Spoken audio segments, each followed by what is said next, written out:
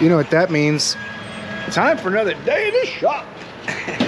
How you doing? Thanks for tuning in. I'm glad you're here. I hope you're doing well. Some days the doorstop fights me a little more than usual. Just like we do most things, we made it work. We got the shop open. Well, it's partially open. I got a little more to do, but I'm not going to film all that. That would be boring. We got a beautiful morning out. I mean, clear skies, sun's coming up. It's about 57 degrees. Gotta wear a little thermal shirt over my t-shirt. It's really not enough, but in another hour and a half, it'll be 10 degrees warmer. So I'll be all right. Don't you guys worry about me. Yeah.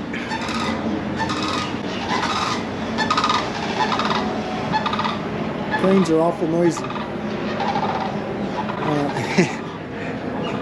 Anyway, beautiful birds, extremely dumb and protected. You can't do anything to them. Yesterday we left a little bit early, a little bit of a hurry, so we didn't have to fight the traffic on that training class. It was actually really good. Put on by ATG. The instructor's name was Wally. Even though I'm pretty good with electronics, it's always good to take a refresher class. I always pick something up. Plus the guy's a super cool guy. He's a great trainer. The guy's a great instructor, like at the scanner danner level. So we had a good time at the class. We found out once we got there was no food supplied. Then I looked closer at the documents. Yeah, it says right on there, no food supplied. So a bag of chips and a Diet Coke it was. Enough about that. Let's get the shop open up, get this day started. I'm going to tie in some clips of what's going to go on today right here. Along with the Volkswagen debacle, I'm sure there'll be other things going on. So take a look at these clips. 2008 Honda CRV. Customer states it overheats. I think the water pump's leaking. Look at that monstrosity. So now you know what's going on before I do. Let's get in there so I can find out, try to learn a thing or two, and have some fun. You guys want to see what's in this book a little bit. I'll show you what we did. It's fairly basic stuff, but if you don't have a lot of electrical experience, pretty good. They've got their own manual they make from top to bottom. Very well made. Showing you how to test wiring, to test bulbs, things like that. A lot of people don't realize that the bulb is part of the circuit. Your 12-volt reading doesn't change whether the bulb's on or off, right? Depending on where you measure from. Misleading power and ground testing. So basically this just changes the amperage flowing through the circuit. When the bulb's working, the amperage would be lower with the open and higher with it working, but the voltage would read about the same. So pretty interesting. You go through some of this stuff, it shows you what you expect to see during voltage drop tests and things like that. It teaches you about some of the controls in the meter people don't know about min max and how a lot of that stuff works. Maybe I can make a video just going over this and do my own little class. This is really helpful. Symptoms. When a customer brings a car in, all the questions that, 70% of these questions don't get asked or discussed with the customer because everyone's always really busy. So you try to get the basic information and give it to the mechanic, and he has to figure it out, or she has to figure it out. There was a female in the class too, which is good to see. It's a hard occupation for women just because of the way guys are, but it's good to see some women in there getting their hands dirty and working in the industry with us. So anyway, a lot of good little tidbits in here. We went through about half the book last night. The class went from 6:30 to 10. So now today we're back at work. We'll keep that going. They had a cool little test board too I'd kind of like to get. This is one of the things I like. Explains a little bit about electricity using water, which is something you can physically see, so you can get your brain wrapped around it a little better. But if you guys like me to make a little video going over this book with you and making my own little class for you, I'll do that. If you guys want, just let me know in the comments and maybe we'll put something together with that. I got a few different video ideas I'm working on. Time is my nemesis, that's the only thing. So, but we're gonna get it done. I'm also working on things for channel members. You might notice at the bottom of the screen is a little join thing where you can join the channel. It helps to support the channel quite a bit. Right now, my 95% of my efforts at my real job, because what YouTube pays me, I make basically in a day at work. So we're kind of trying to tighten that gap a little bit so I can put a little bit more time into the YouTube side of things. But anyway, I appreciate that support. I'm working on some things for that too, just to make it worthwhile for you guys. So let's finish getting this place opened up and stop flapping the gums. 2008 Honda CRV. Customer states it overheats. I think the water pump's leaking. He's gonna hang out and he might come by and help me once in a while and stuff, so I'll probably record what I can and see what happens. It's got K&N air filter, so you know it's fast, and I'm gonna try to find out where it's leaking from. Check the coolant level. I think it's a little hot. Might have to let it cool off a few minutes. And let's go take a look inside. 208,396 miles. Check engine lights on, TPMS lights on. Let's see why it's overheating. What do you say? I'll give a love rating of 2. And figure this thing out, see what happens. I don't really have high expectations, but don't judge. You can't really tell. You never know for sure. We'll see what happens.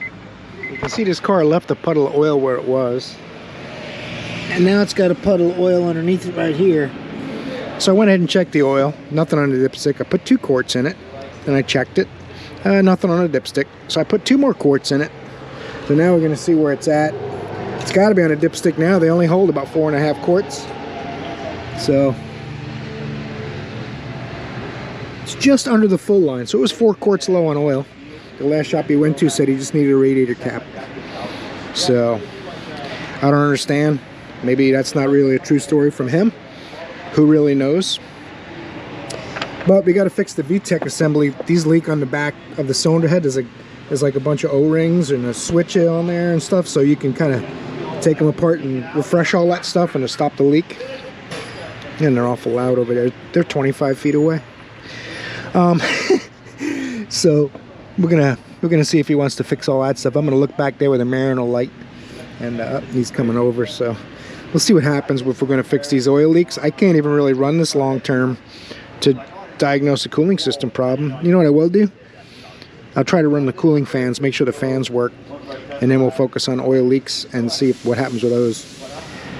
All right, once these two are shaking hands, we'll try to run those fans and see how that goes. Then I'm going to grab my mirror and we'll do the oil leak portion of it. Very interesting. 4 quarts low on oil. System selection. PGMFI diesel. It's not a diesel, but Honda likes to group all them together so you don't get confused, I guess, or to confuse you one or the other. Let's see what the fault codes are. Idle lower than expected. Rocker arm oil pressure switch circuit low voltage. Rocker arm oil pressure switch circuit low voltage. So that's the VTEC code. Let's go to actuation test. Radiator fan. Perform. I guess that would turn it on, right? Perform.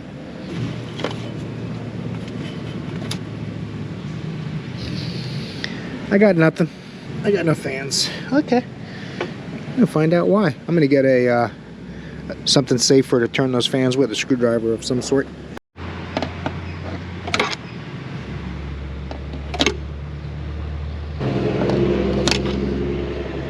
It's trying to go. You see it? It's trying to go. That means there's power down there. It just has a. There it goes. It's got a bad fan motor. Okay. So we got major oil leaks and a bad fan motor. That was easy. It wasn't a radiator cap, FYI. The guy, instructor last night was telling a story about the Toyota dealership. He looked at one of their vehicles that had a purge code. They put 2 or 3 purge valves on, didn't fix it. They put a PCM in it, didn't fix it. But they knew they had voltage and ground, 12 volts and ground. So they were trying other things. So he put his voltmeter in it and turned the purge valve on while the voltmeter was in it to load the circuit, and the voltage dropped off. So he traced the wiring out, found a connector with corrosion in it. So he said they had put like a $2,000 PCM in it because of a bad connection. So, interesting. Kind of like putting a radiator cap on a car with a bad fan motor. Same kind of thing, except this is less expensive to try at least. Let's grab a mirror and look at that real quick. Oh yes, it's pouring oil out of the oil pressure sender. I mean, it's literally pouring out of the oil pressure sender. Let me shut it off. I don't know if I'll be able to show that to you on camera, but we'll give her a try.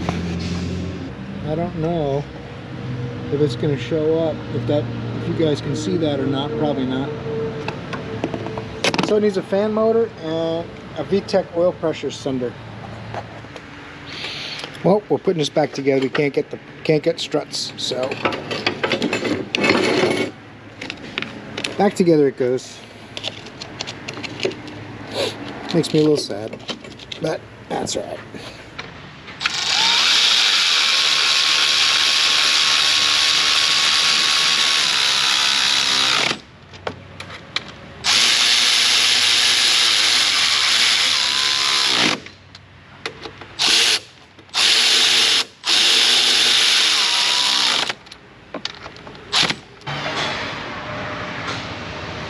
That's as far as I can get it on normal means. Probably not supposed to do it this way. I'm guessing I'm supposed to take it off on the workbench. But since we're just putting it back together, I'm just getting it back together. Yeah, we'll try this method, see how that goes. I'll do both sides.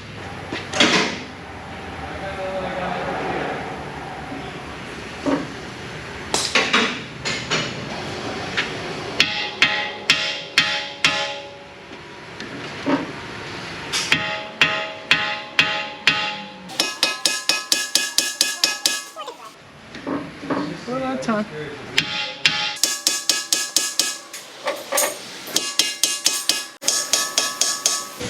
Good job, Volkswagen. You guys are awesome. Get that axle in there. I think it's in. The arm is easy to push down. Maybe that'll let the axle go in the rest of the way if I line up the ball joint studs. Oh, it goes out. That's strange. Who thought that would happen? Alright. That's why the axle wasn't quite in the last little bit. It's going to make me a little sad if this was supposed to be on the other side of that. I think it was. I can probably lift it through here. I think this caliper is going to have to be lifted through here and come over the top because this hose bracket goes over the top. Just in case, I'm going to try it now before I tighten the axle and the ball joints up. The ball joint bolts. Let's try it right now.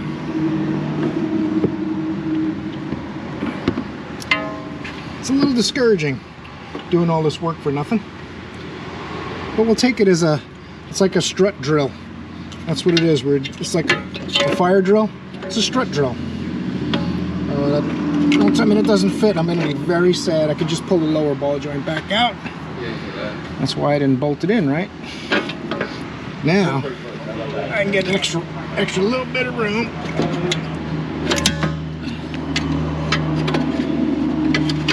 Oh my goodness, Becky. Not a good thing to skip around, but there's a lot of floating front end parts. I'll tell you one thing, if you don't have a lot of front end experience, don't try to do this strut job, because it'll just be a big old mess. It's very complicated. I looked at it, I saw how short the strut was in the spindle. I said, "Pah, that's going to be easy." And then I bragged about it, and you guys know the rest of the story. But I'll tell you what, it's not an easy one. At least that BMW, the parts were all aluminum. This is cast iron, it's heavier. It's pretty funny. The strut, I got to use my triple square and 18. I'm going to get the ball joint back in place again, and then we're going to lock everything down all at the same time. It's not good to skip around like I'm doing, but I want to make sure everything's going to fit back, and I don't have to undo stuff, so I don't have a lot of options.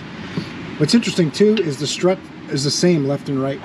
I was trying to figure out which way it went, but the brackets are all the same. So there is no left and right strut. It's one part for both sides. The sway bar link goes the other direction on the right side, so interesting. If you didn't know, now you know. Plug in my ABS, a bolt for that.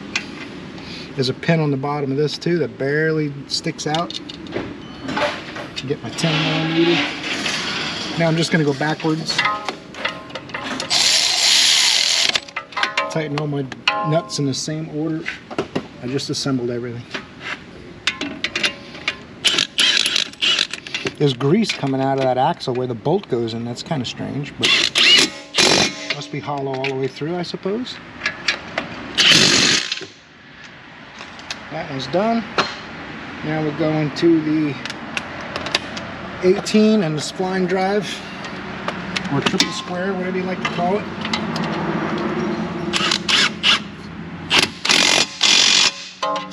Nice and tight on that one. But that tab that's on there is underneath the bolt. So even if the bolt loosens, it can't come apart. That's the theory. And I'll tell you what, you saw I had to use a jack stand to press it back onto the strut housing because I didn't do it on the workbench. So we'll tighten the sway bar next. It's right here. I believe we got approval on the Honda too. Valve cover gasket, oil pressure sender for the rocker arms, and a cooling fan. So the parts are on the way for that one. We will get something productive done today. That's the good news. That'll make me happy again. Lower ball joint. Those are 16s.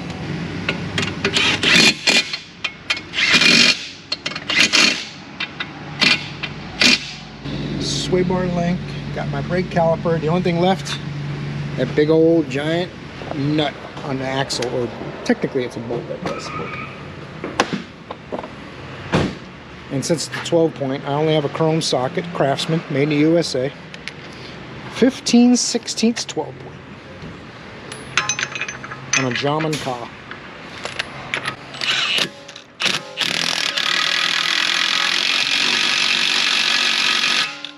Torque spec is as tight as my mid torque will go.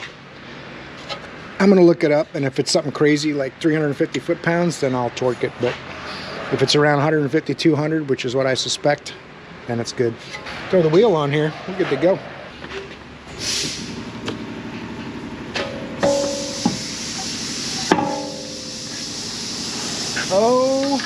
OMG. Tonight we go back to that training class again for part 2. We'll do the second half of the book. Looking forward to that. It's not, like I said, it's kind of an entry level, but it's not, how would I describe it? Advanced entry level, if that makes sense. A lot of good information. I highly recommend it. If those classes come by your shop and you're a mechanic watching my videos, at ATG, very good. Move on to that Honda so we can feel more productive.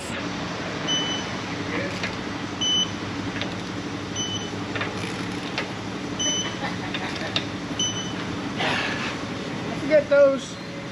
Customers get very sad and keep their caps with these Euro cars. It's really cool too that I like about these. That's why I wanted to look at it. They went through the trouble of putting a spline in there so it looks like it comes off with a tool. Very cool. I see them a lot just stripped out. Alright, parts are rolling in for this thing. So I'm gonna clean my work area a little bit so it doesn't look like I work on a diesel truck when I'm done. Because this thing is a mess. I'm gonna even clean stuff I'm not working on because that's how I roll. You guys know the deal. The cleaner it is, the less messy it'll be when I'm done. And it might not drip as much on the floor when I'm done, although I told them I'll never get everything out of all the cracks and crevices, so expect to see a drip or two. You just won't see it leaving a trail when you go down the road. We got a relay for the fan, because when the fan motor goes bad, it puts a lot of load on the relay, and vice versa. When the relay goes bad, it puts a lot of load on the motor and can actually burn up the coils and stuff in the motor, the windings. So, got a gasket for the VTEC, oil pressure switch, valve cover gasket, and a coolant fan motor. Take a quick peek and see if that thing looks right. Open this end. See, I follow the rules. I didn't flip it over to open it from the other side. Oh man, they got it shrink wrapped so nice I won't be able to tell. Ah, should be fun. Don't worry about it. We'll be fine. Take this plastic cover off, I guess, and then we'll go from there and see what else we got to do. Get some of these plastic covers out of the way.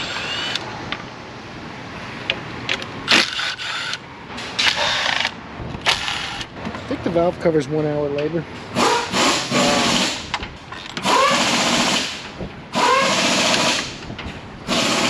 Not going to really knock it out of the park. We'll see what happens. That's a coil stud, so I'm gonna have to get a 10mm wrench, hold the coil stud while I take the nut off when I put it back together, just to make it easier to reassemble. If you try to do it just turning the stud, and I guess it would work, but then you're gonna be threading it through everything at one time. Let's see if we can get that harness with the coils and everything. Oh, the coil's too long. All right, we try it. Right when it feels like it's about to snap it, let's go. I'm watching Toyota carefully. Shorter swivel and a ratchet instead of a bit driver. But one thing you gotta always do is go the right direction. That's super important.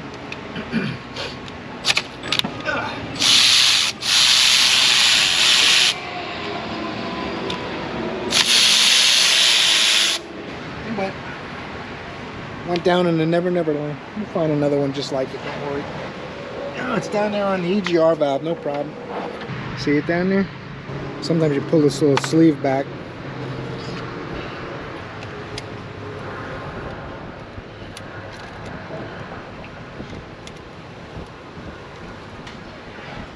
Ta-da!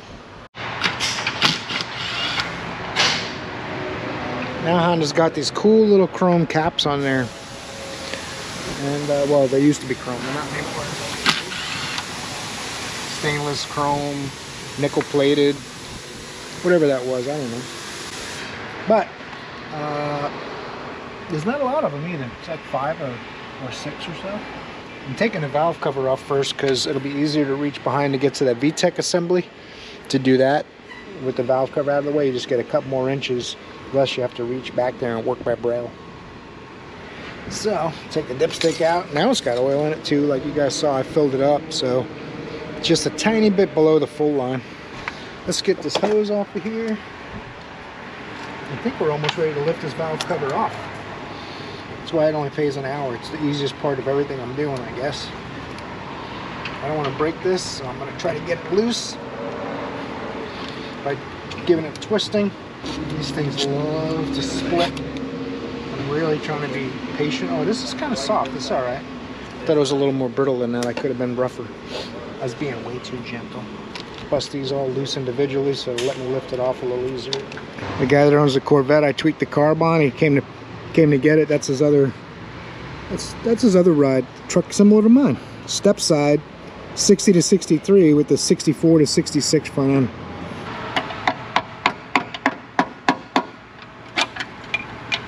Spark plug tubes probably hold it pretty good.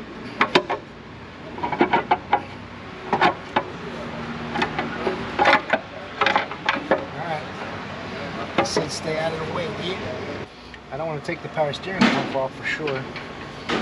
That's an 8mm.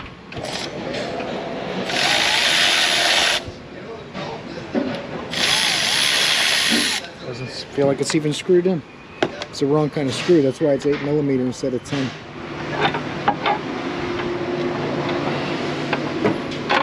Come on, let's do this.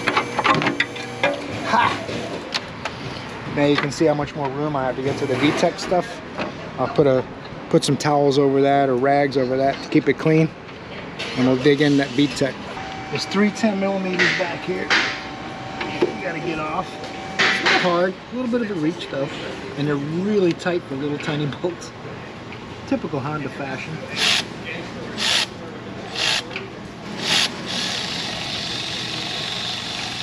Come on, let's do this. It's not. This is the hardest bolt I'm doing last because for fun. You know what I mean?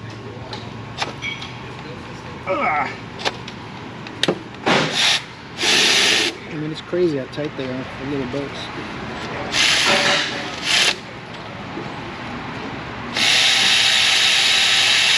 It's been a little while since I did one of these. I'll show you when I get it lifted out of there. No real room to put the camera back there. You would just see my hand. There it is. Okay. It was just really tight. It was actually stuck on there. There's only 3 bolts. So it means the gasket is stuck to the block or the cylinder head. So we'll have to get that out of there. I don't want to chip the head or scratch the head with this, but if I keep this nice and flat on the surface, I can pop that gasket loose. There it is. Has a little screen as a catch-all. They turn the plastic. If I flex this, it'll break. Let's get the switch out of there next. 24 millimeter for that oil pressure sender, which I thought was screwed to the VTEC, but that sensor's on top. Shows you how much of a Honda experience I have. But this is a regular oil pressure sender that's leaking. I learned something today. Of course, now I have to have them get me that one. Everyone will be a little sad, but we'll be all right. This thing is just gushing fluid out. Ooh, this one's not even tight. That's terrible news. Don't worry, we'll tighten it when we're done. I'm gonna do the cooling fan while we're waiting for the oil pressure switch. Might as well. Don't want to stand around and do nothing, right? Got to keep the flat rate rolling. Much as I'd like to sit down and take a break.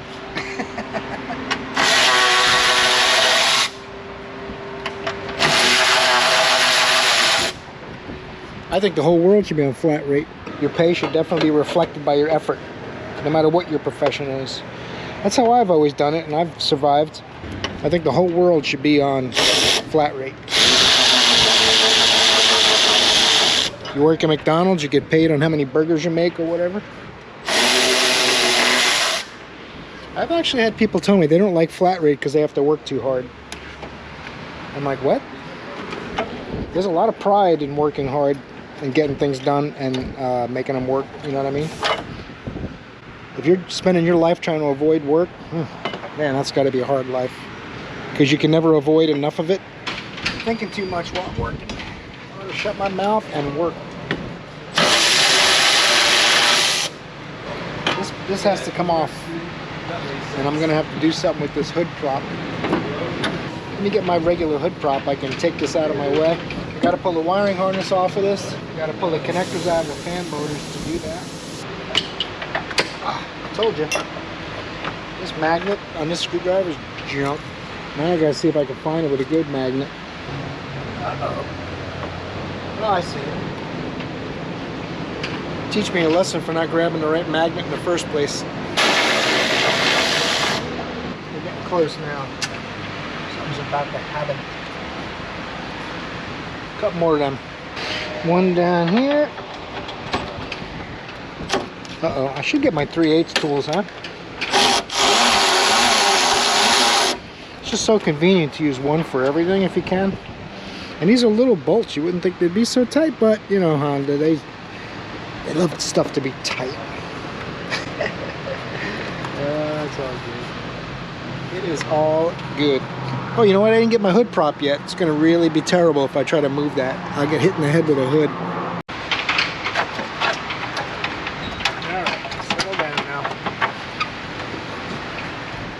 Settle down. This might have to go up this way and get pulled out from under the wiring harness. Oh, the hood latch has to come off. Is it a single wiring? That's it. That's it? Yep.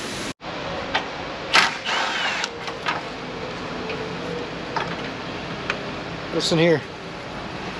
I don't want to take out another single screw. Let's go.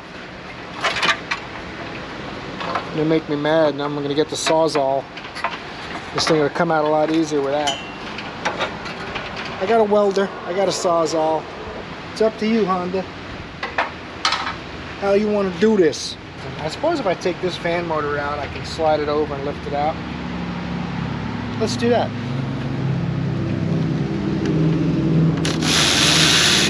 If I can avoid opening the cooling system, that's what I'd rather do. Although that upper hose is way at the top, you won't have problems bleeding things and all that, but why waste the coolant?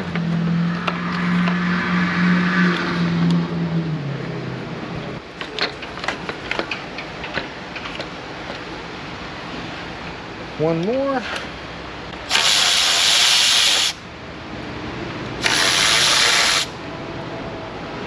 These fan motors weren't so expensive. I'd probably recommend to replace that one while it was out, but they're pretty pricey, so I do have to detach that connector. These connectors are all breaking, by the way. Oh, it's out. Some of them are already broken. Some of them broke today. Unless we order connectors from Honda, not much I can do about it. The car is old, things are brittle. Careful on the radiator neck. Just flex it just enough to sneak it out of there. Hopefully. The repair procedure says at this point you should be able to just lift it out. Alright, I gotta take that off. I don't want to break anything. I tried to do it the meat hood way, and it's not working. I guess everyone in this business struggles with the when to be delicate, when to be a little more of a brute, but I definitely struggle with that, knowing when to do which. Now, since I tried to take a shortcut, it's just taking more time and everything's a little more awkward. Now it's all bound up, right? So if I would have just taken this off in the first place, instead of trying to be a wise guy.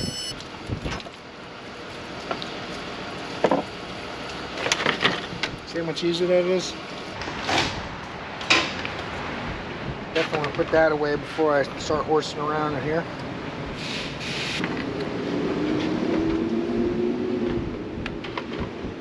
Now,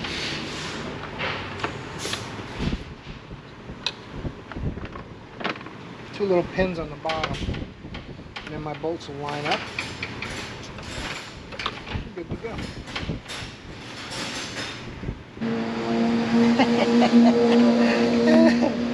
That's good stuff. That's funny, I don't care who you are. That'd be good. Everything's gonna be okay. I kept these 10s to the side in case they're a different length than the others. They look like they're about the same though, but the washers are different sizes. I'll have to pay attention to how big of a mark is on where I'm putting the bolt, make sure I use the right size washer where it goes. Just in case, you might have a problem with something pulling through or whatever. That's how they decide, so that's how I'm going to put it back. Believe it or not, it might not seem like it. These guys probably know more than I do with engineers, even though I give them a hard time.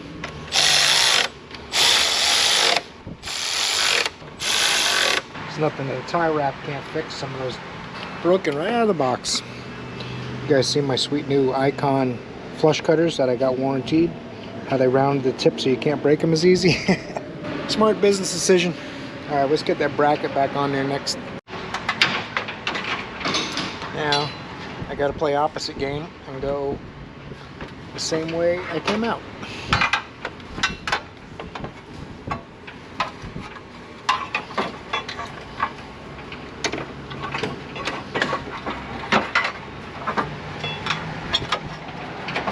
All right. I think they kind of want you to take the headlights out of the way. We're not doing that. What fun would that be? Sometimes it's just about having a good time. Your bracket, I can see. Okay. Goes there. That's what I wanted to see. Make sure I didn't have that wrong. Get the bolts in there. These are the trickiest bolts of the job. Once I get it started tightening with the extension on the power tools, no problem. Getting them started and getting them out without dropping them was the hard part, as you saw. You want to tighten these vertical screws first,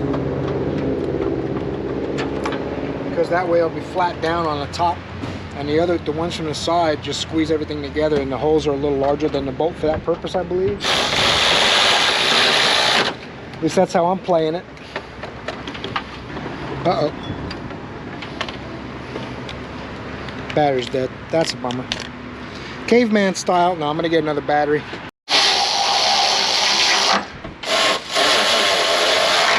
I can put that washer or overflow bottle back in. Take my hood prop dealio out of there. What's the matter with this? Several things. It's pretty nutty. Pretty Oh, radiator leaking? No. Cooling fan's bad. Oh. Put that hood latch on next.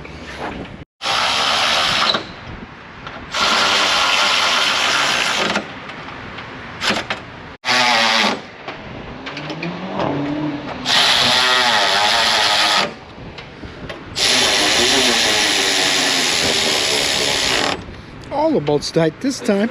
Got a little dab of thread sealing on there. Now I just got to get it in. Can't really look behind there as so much, but I don't want to be in the dark. So Dark and scary. Righty tighty, lefty loosey. Just don't go crazy tight either. About 10, 12 foot-pounds, I would say. If you're not sure, look it up. There is a spec for it. I've been doing them so long. You feel when it goes from spinning to snug to tight. That's basically all I do. Plugged in, cleaned up. This would be the last thing. Oh, gotta put a valve cover on, of course. I mean, I didn't have to say that, right? These solenoids, when you're screwing this back in, they're about level with the valve cover gasket surface. I am going to look up a torque spec for these. Anything critical like this, better safe. If I did a lot more of these, I probably wouldn't even need to. I probably know off the hand it was 748 foot-pounds, like it felt like coming off.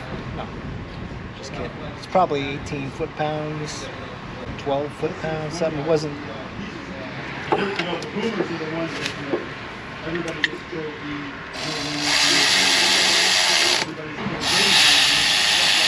they were the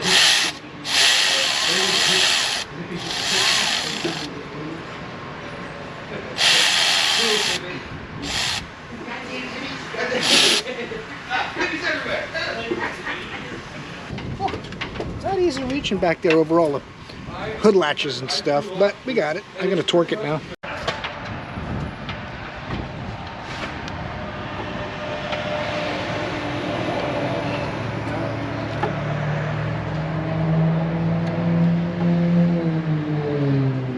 This is 100 inch-pounds. There's only 3 bolts that you have to torque. That feels pretty good. 2 electrical plugs. Rest of the harness, gotta wait for the valve cover. The VTEC work and the oil pressure leak are done. Gotta clean that valve cover up and get it back on there. We're good to go. Valve cover comes with 2 sets of these, so you gotta choose the right size. These are not the right ones, so they go in the trash. I just hammered them out with a screwdriver and a hammer. I was talking to the boss while I did it, so I didn't film it. I apologize. And I just tap them in. These are actually pretty easy. Just give them a little love. Till they're all the way flat around the side. You always got to change them. I've seen some guys that are a little lazy and they don't do it, and then it seeps oil around the spark plug tubes. So you gotta do it, man. You gotta do it. This gasket kit's nice too. It comes with new rubber seals that go over where the bolts and nuts are, and this is what really determines the clamping force. So I'm glad it came with those. I'm going to get this all set, and then we're going to put a little silicone on the motor in the corners where all the multiple surfaces meet. Wherever there's a cam cap or anything that has a joint, you got to put a little silicone in there. So that's what we're going to do once I get this all in place. I got to get my hat too, because I'm in the sun a little bit here. I didn't want to move it with it leaking oil so bad. I wanted to just fix it here instead of running it more with that bad oil leak. I'm going to grab the silicone. I'm going to put that on the battery. Grab the silicone, we'll get some in the right spots here. I'll put a little bit of brake clean on a rag and get in those corners really good. This kind of a gasket is pretty forgiving when it comes to a little oil film on the surface. It's okay. But you can't have oil film where you're going to put silicone, and you definitely don't want dirt. So that's the main reason I wipe all those gasket surfaces down. There's a joint next to the chain on each side, and there's a joint on this cam cap in the back on each side. I use my pocket screwdriver with my finger. Doesn't take a whole bunch.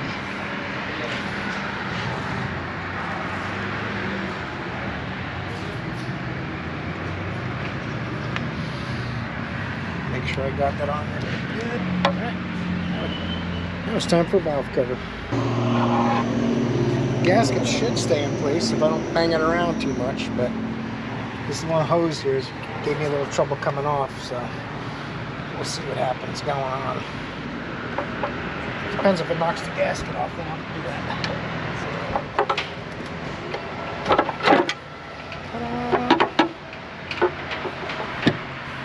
The spark plug tubes were holding that up. 6 of these.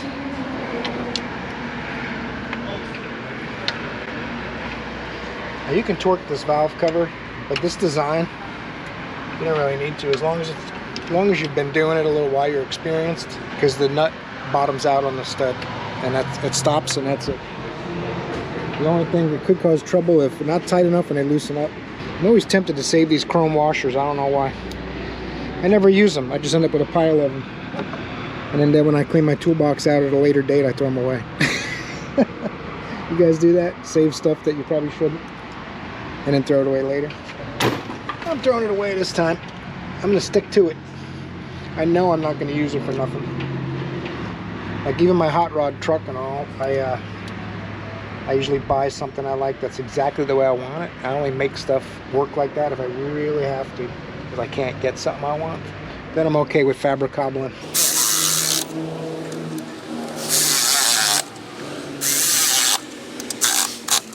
Now you can feel that. I mean, that's stopped against the shoulder of the stud. You go tighter if you want. I wouldn't. When it stops solid like that, I just give it a nice bump.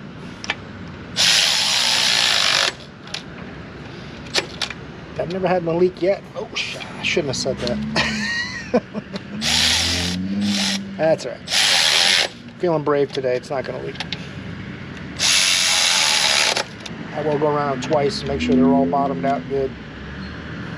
See, that one feels like I can give it a little more.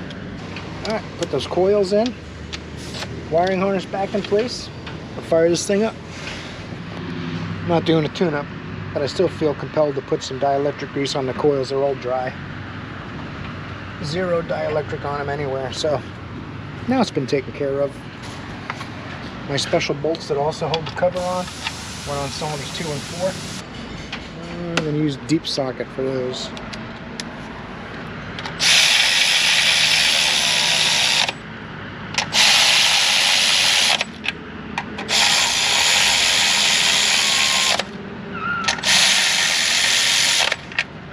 Now, nice. Man, these connectors have a serious amount of snap to them. They're not going to fall off. I guess that's the plan, right? These have a shouldered bolt. Let's grab one of those plastic covers and see how that looks. That's what I'm talking about. I knew there was something up. See, I'm not that old. I still remember stuff. 10 millimeter. Everything's a 10 on this, basically. Super convenient.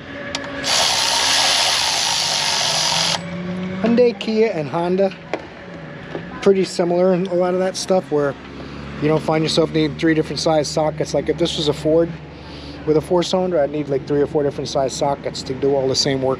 I'm not bashing, I'm just saying. That's true. You guys know. Even Ford fans know. If you don't have 3 or 4 different size sockets with you, you're not getting anything done. It's funny, the Mac man walking up, talking to yourself? And I turned the camera off. He's like, oh, sorry. I'm going to give this thing another once over and make sure. Oh, this bolt, I remember, on this AC line, it's not the right size screw. Someone just shoved a screw in it. So I'm just going to shove it back in. What do you think about that?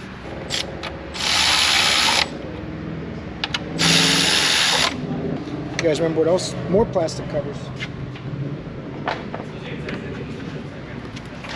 More plastic covers. I'm going to clean that one too, don't worry. I'm not making these spotless. These are pretty nasty. I'd have to spend half an hour cleaning them. I'm not going to do that. I'll wipe them down. Get them looking pretty clean so you can tell I was in there and fix some stuff. The biggest telltale will be that it's not leaving a trail of oil when they go down the road. I got a 10 millimeter. There's 2 10s I got to put in this bracket back here. Don't forget those. Once I tighten these up, I'm going to do those.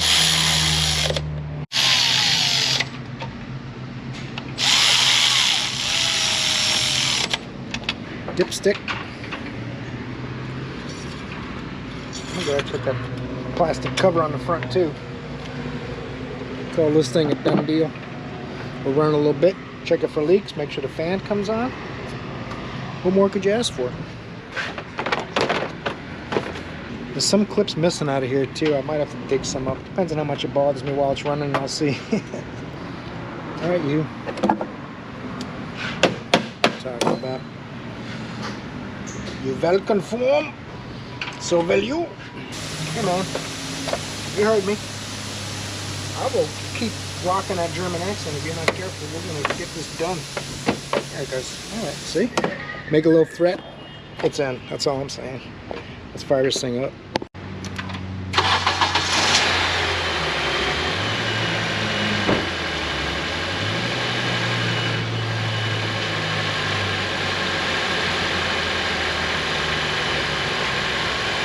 Yay! It holds the oil in. I do have to top the coolant off though. Don't forget about that. Just a little splash.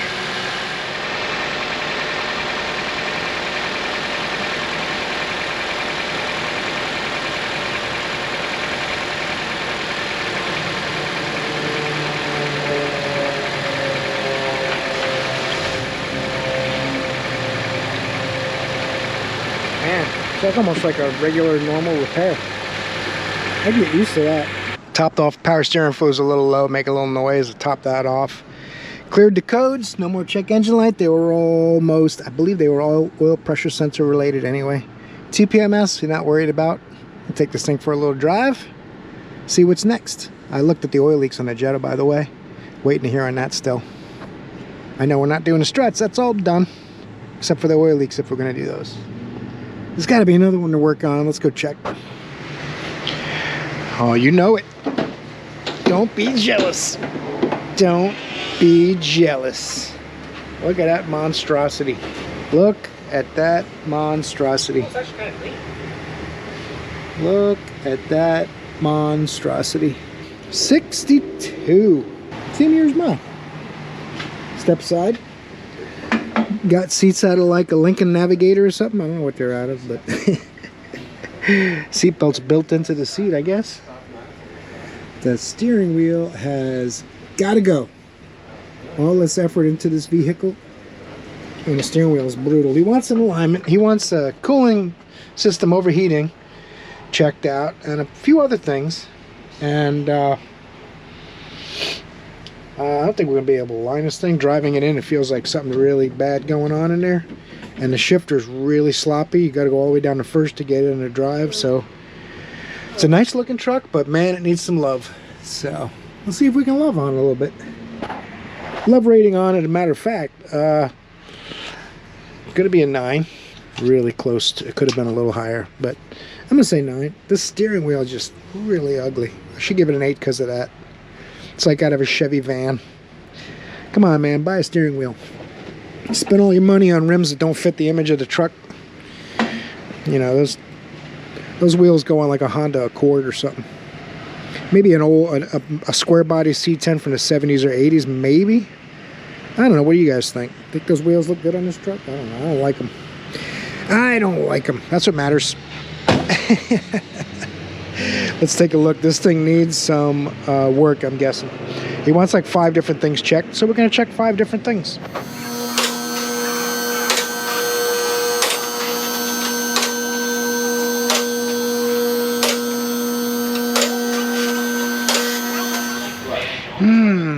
Got coil springs instead of torsion bars.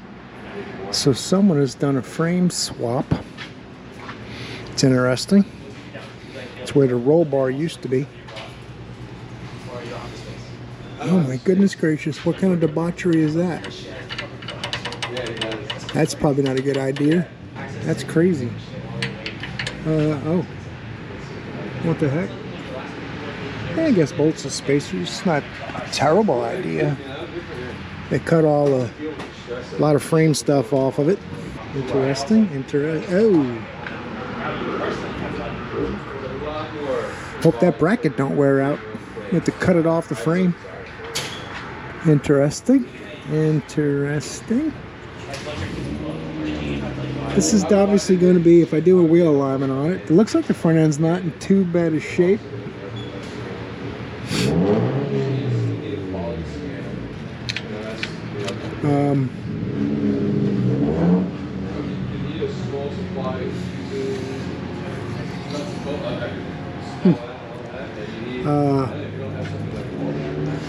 All right. Those wires get hot. Why not just run them in the frame rail a little further. Maybe come out up here or something. I don't know. That's too late now. It's what's done is done. I'm just taking it all in with you guys. Well, we're all looking at this together. So, this has been some debauchery. They took the trailing arm suspension out and converted it over to leaf springs. They're welded in the back, bolted in the front. I don't know why they're not bolted on both sides or welded on both sides. They couldn't decide. I don't know. Interesting. Terry's Trans. It's not the original we were in, I don't think, is it? That's a 10 bolt of some kind, you guys know? Whatever they did it to get disc brakes, I'm guessing. That is very interesting. Looks like a Ford 8.8 to me, but you guys tell me what you think. I think it's a Ford rear end. I think those Ford brakes. It's a Ford cover and bolts. Looks like Ford stuff in a Chevy. That's terrible. They said if a 9-inch works, and so will an 8.8 or whatever they call these things. They're plentiful out of F-150s, I think. That's probably why they did it. And they got custom shock mounts up in there. It's got a fuel pump back here. It's got a fuel injection conversion. Leaks a little gas here and there, but don't worry about that.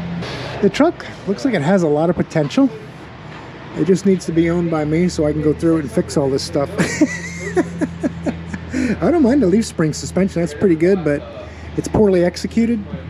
It's kind of all hacked together. It looks like this bumper brace is kind of hacked together. It's, you know, they basically slapped it together to sell it or something, or it's hard to say. I'm just totally speculating. I don't know. Thinking while I contemplate the choices that were made. That's what I'm saying. Oh, it's got the Ford style parking brakes. One bolt here, and it's just pivoted against that, I guess. Oh, look at this. They redid the floors and stuff. The rocker isn't attached. The inner and outer rocker aren't attached to each other. They never. Cool. You know, it's not something I would do. This is why the shifter feels sloppy, I'm guessing. What do you think? Think it might have something to do with it? All right, I'm gonna start making a list, checking it twice. You know, find out who is naughty and nice and all that stuff. I don't know. The work on the shroud, that's impressive. And the power steering pump, it's like crooked and sticking out too far. But I don't think he wants to mess with that. He wants to know why it overheats. I'm guessing I'll have to figure out the electric fan circuits and how they work. All right, we're closing up and we're getting ready to go to the second half of that training class. Have a good night, sir. And if you can see that, these lower ball joints and stuff. So, all right, let me start a list. Thanks for watching today's video, guys. We're all locking up and we're heading out to the class, so I appreciate you. Torque the like button on the way out, if you will. It helps the channel a lot. And it doesn't cost anything. It's free this week. Next week, prices might double, so be careful. See you in the next video. You're awesome.